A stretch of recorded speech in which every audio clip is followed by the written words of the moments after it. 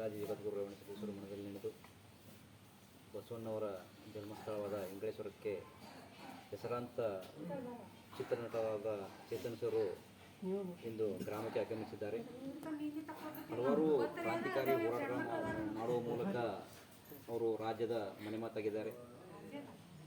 ಅವರು ಈ ಗ್ರಾಮಕ್ಕೆ ಒಂದು ಬಸವಣ್ಣವರ ಗ್ರಾಮಕ್ಕೆ ಬಂದಿದ್ದು ಒಂದು ಸಂತೋಷದ ವಿಷಯ ಅಂತ ನಾನು ಹೇಳೋಕ್ಕೆ ಇಷ್ಟಪಡ್ತೀನಿ. ಹಾಗೆ ನಮ್ಮ ಗುರುಗಳು ಔಟಿಸರು ರೇವಣಸಿದ್ದಣ್ಣವರು, ಅವರು ರೇವಣಸಿದ್ದಣ್ಣವ್ರಿಗೆ ಭಾಳ ಆತ್ಮೀಯರು ಸರು. ಅವರು ಇವತ್ತು ನಮ್ಮ ಬಸವಣ್ಣವರ ಯಾವ ಕ್ರಾಂತಿಗಳನ್ನ ಹೆಂಗೆ ಮಾಡಿದಾರ ಅವರು ಆ ಥರ ಹೆಜ್ಜೆ ಇಡ್ತಕ್ಕಂಥ ಮುಂದೆ ನಡೆದಿದ್ದಾರೆ. ಅದಕ್ಕೋಸ್ಕರ ಸರ್ ಒಂದೆರಡು ಮಾತಾಡಬೇಕಾಗಿ ತಮ್ಮಲ್ಲಿ ನಮ್ಮ ಇಂಗಳೇಶ್ವರದ ಒಂದು ಬಸವ ಜನ್ಮಭೂಮಿಗೆ ನಮ್ಮ ಚೇತನ್ ಸರ್ ಅವರು ಹೆಸರಾಂತ ಪಿಕ್ಚರ ಹೀರೋ ಆಗಿದ್ದು, ಹಾಗೆ ಒಂದು ಸಮಾನತೆಯ ಸಿದ್ಧಾಂತದ ಮೇಲೆ ರಾಷ್ಟ್ರ ಕಟ್ಟುವ ಒಂದು ಪರಿಶುದ್ಧ ಕಲ್ಪನೆಯನ್ನು ಅವರು ಇವತ್ತು ಹೇಳಿದರು. ನಮ್ಮ ಚೇತನ್ ಸರ್ ನಾವು ಇಲ್ಲಿವರೆಗೆ ಏನು ತಿಳ್ಕೊಂಡಿದ್ದೀವಿ ಅವ್ರ ಬಗ್ಗೆ ಅಂದ್ರೆ, ಅವರು ಫಿಲ್ಮ್ ಆ್ಯಕ್ಟರ್ಸು, ಒಂದು 2-3 ಫಿಲ್ಮ್ ಚೆನ್ನಾಗಿ ಹಿಟ್ಟು ಬಂದು ಅವ್ರ ಫಿಲ್ಮು, ಬಟ್ ಇನ್ನೂ ಮಾಡ್ತಾರಂತ ಅಂದ್ಕೊಂಡಿದ್ದೀವಿ. ಅವ್ರು ಯಾಕೆ ಸ್ಟಾಪ್ ಮಾಡಿದ್ರೆ ಗೊತ್ತಾಗಲಿಲ್ಲ. ಆದರೆ ಅವ್ರು ಕೆಲವೊಂದು ಅಭಿಯಾನಗಳು ನೋಡ್ತಾ ಇದ್ದೀವಿ ರೀ ನಾವು. ಮೀಟು ಅಭಿಯಾನ ಅಂತ ಬಂತು, ಟೈರ್ ಸಂಸ್ಥೆಯಿಂದ ಅವರು ಸಾಕಷ್ಟು ಕೆಲವೊಂದು ಹೋರಾಟಗಳನ್ನು ಮಾಡಿದರು. ಕೆಲವೊಂದು ಸ್ಟೇಟ್ಮೆಂಟ್ಗಳು ಭಾಳ ಸ್ಟ್ರಾಂಗ್ ಇರ್ತಾವೆ. ಹೀಗಾಗಿ ನಾವು ಅವ್ರ ಬಗ್ಗೆ ಗೊತ್ತಿತ್ತು.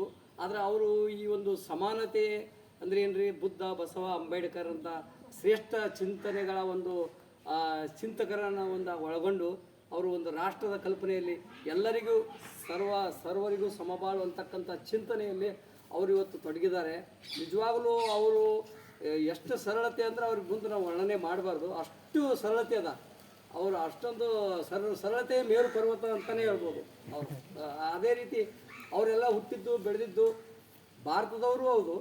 ಅವ್ರು ಹುಟ್ಟಿದ್ದು ಬೆಳೆದಿದ್ದೆಲ್ಲ ಅಮೇರಿಕದಲ್ಲಿ, ಬೈ ಬರ್ತ್ ಹುಟ್ಟಿದ್ದೆಲ್ಲ ಅಮೇರಿಕ, ಹೌದು ಅಮೇರಿಕದಲ್ಲಿ. ಬಟ್ ಅವ್ರು ಕರ್ನಾಟಕದವ್ರು ಇದ್ದರೂ ಕೂಡ ಅಮೇರಿಕದಲ್ಲಿ ಹುಟ್ಟಿ ಬೆಳೆದಿದ್ದು. ಅವರು ಎಜುಕೇಷನ್ನು, ಗೋಲ್ಡ್ ಮೆಡಲಿಸ್ಟು ಇಷ್ಟೆಲ್ಲ ಇದ್ದು ಅವರು ಸಾಕಷ್ಟು ಅವರು ತಮಗೆ ಬೇಕಾದಷ್ಟೆಲ್ಲ ಇದೆ.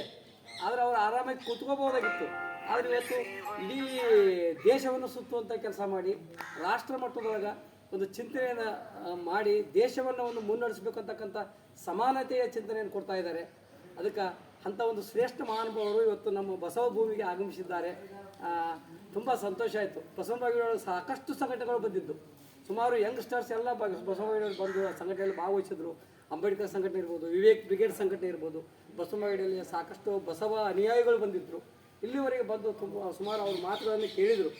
ಭಾಳ ಖುಷಿ ಅನ್ನಿಸ್ತದೆ. ಯಾಕಂದ್ರೆ ನಮ್ಮ ಇವತ್ತು ಯುದ್ಧೆಲ್ಲ ನೀವೆಲ್ಲ ಬಂದಿದ್ದೀರಲ್ಲ, ಇವತ್ತು ಸೇರಿದ್ದು ಯುದ್ಧಗಳೇ ನೀವು ಸೇರಿದ್ದೀರಿ.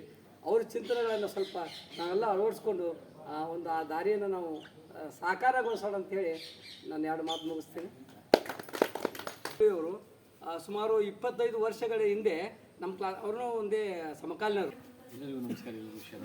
ಕುಂದ್ರಿ ಇವತ್ತು ನಮ್ಮ ಕಾಶಿನಾಥ ಒಂಟಿ ಅವ್ರ ನಡುವೆ ಸ್ನೇಹಿತರ ನಡುವೆ ನಮ್ಮೆಲ್ಲರ ಜೊತೆ ಬಸವ ಜನ್ಮಭೂಮಿ ಬರೋಕ್ಕೆ ನನಗೆ ಭಾಳ ಸಂತೋಷ ಆಗಿದೆ. ಭಾಳ ಒಂದು ಅರ್ಥಪೂರ್ಣವಾದ ಈ ಒಂದು ಸ್ಥಳಕ್ಕೆ ನಾನು ಬಂದಿರೋದು ನನಗೆ ಭಾಳ ಸಂತೋಷ ಆಗಿದೆ. ಮತ್ತು ಮುಖ್ಯವಾಗಿ ನಾವು ಇವತ್ತಿನ ಬುದ್ಧ, ಬಸವ, ಅಂಬೇಡ್ಕರ್ ಅಂತ ಹೇಳೋರು ನಾವೆಲ್ಲರೂ ಬಸವಣ್ಣವರು ಶರಣರಿಂದ ಪ್ರೇರಿತರಾಗಿರೋರು.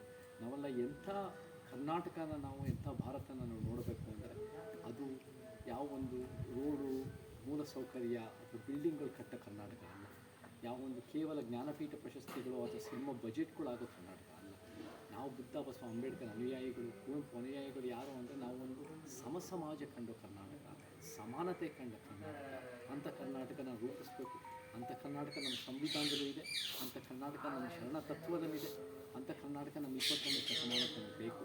ಸೊ ಆ ನಿಟ್ಟಿನಲ್ಲಿ ಎಲ್ಲಿಂದನಾದರೂ ಈ ಒಂದು ಪರಿವರ್ತನೆ ಬರುತ್ತೆ ಅಂದರೆ ನಮಗೆ ಭಾಳ ಹೆಮ್ಮೆ ಇದೆ. ಅದು ಬಸವನ ಬಾಗೇವಾಡಿ ಈ ಭಾಗದಿಂದ ಯಾರು ಶರಣ ತತ್ವನ ಅಳವಡಿಸ್ಕೊಂಡು ಇದೇ ನಮಗೆ ಭಾಳ ಬೇಕಿರುತ್ತೆ ಅಂತ ನಂಬಿಕೆ ಮಾಡಿಕೊಂಡು ಅದ್ರ ತಕ್ಕಂತೆ ಕನಸು ಕಾಣ್ಕೊಂಡು ನನಸು ಮಾಡೋ ಶ್ರಮ ಮಾಡ್ತಾ ಇದ್ದಾರಲ್ಲ, ಇಲ್ಲಿಂದನೇ ಪರಿವರ್ತನೆ ಬರಬೇಕು. ಸೊ ನಾನು ಎಂದೆಂದಿಗೂ ನಿಮ್ಮ ಜೊತೆ ನಿಂತ್ಕೊಳ್ತೀವಿ. ನಾನು ಆಗಲೇ ಇವಾಗ ಕರ್ನಾಟಕದಲ್ಲಿ ಕಲ್ಯಾಣ ಕರ್ನಾಟಕ, ಕಿತ್ತೂರು ಕರ್ನಾಟಕ, ಮಧ್ಯ ಕರ್ನಾಟಕ ಇವಾಗಲೇ 20-25 ಮತಕ್ಷೇತ್ರಗಳು ಹೋಗಿ ನಾವು ಹೆಂಗೆ ಒಂದು ಸಮಾಜವಾದ ಕರ್ನಾಟಕ ಕಟ್ಬೋದು ಅನ್ನೋದನ್ನು ನಾನು ಒಂದು 10 ಪಾಯಿಂಟ್ನಲ್ಲಿ ನಾನು ಅದನ್ನು ಬಿಡಿಸಿ ಹೇಳ್ತಾ ಇದ್ದೀನಿ. ಸೊ ಜನರಿಗೂ ಎಲ್ಲ ಚಳುವಳಿಗಳು ಸೇರಿಸ್ತಾ ಇದ್ದೀವಿ. ಅದು ರೈತ ಕಾರ್ಮಿಕ ಚಳುವಳಿ, ದಲಿತ ಬಹುಜನ ಚಳುವಳಿ, ಮಹಿಳಾ ಒಂದು ಪ್ರಾದೇಶಿಕ ಚಳುವಳಿ, ಎಲ್ಲ ಚಳುವಳಿಗಳು ಸೇವೆ ಮಾಡೋರ ಜೊತೆಗೆ ಸೇರಿಸ್ಕೊಂಡು ಅವರಿಂದ ಪ್ರತಿಕ್ರಿಯೆ ಪಡೆದು ನಾವು ಹೆಂಗೆ ಒಂದು ಉತ್ತಮ ಕರ್ನಾಟಕ